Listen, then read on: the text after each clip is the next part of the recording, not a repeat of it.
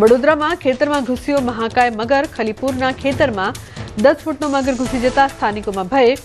સેવ wild life ટ્રસ્ટના સભ્યોએ મગરનું સફળ રેસ્ક્યુ કર્યું. રેસ્ક્યુ કરી મગરને વન વિભાગને સોંપાયો.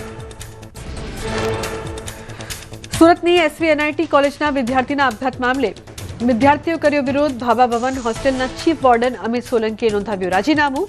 રાજીનામાની નકલ વિદ્યાર્થીઓને અપાશે.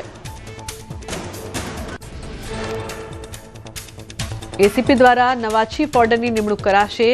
એસીપી મલ્હોત્રાએ વિદ્યાર્થીઓને આપી બાહેંધરી. એસીપી મલ્હોત્રાએ બાહેંધરી આપતા વિદ્યાર્થીઓનો વિરોધ શાંત પડ્યો. સમગ્ર વિરોધ સમેટાયો.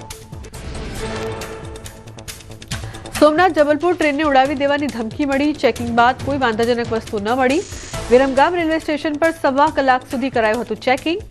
મેસેજ કરનારને કાલુપુર રેલવે સ્ટેશન પરથી ઝડપી લેવાયો. જૂનાગઢના મેઘાણીનગરમાં આવેલી વસાહતમાં સાર્વજનિક પ્લોટમાં સર્જાયો વિવાદ. મહાનગરપાલિકાએ પાણીનો સબ બનાવી દેવાતા વિવાદ સર્જાયો. કોઈપણ જાતની મંજૂરી વગર પાણીનો સબ બનાવાતા સ્થાનિકોમાં રોષ.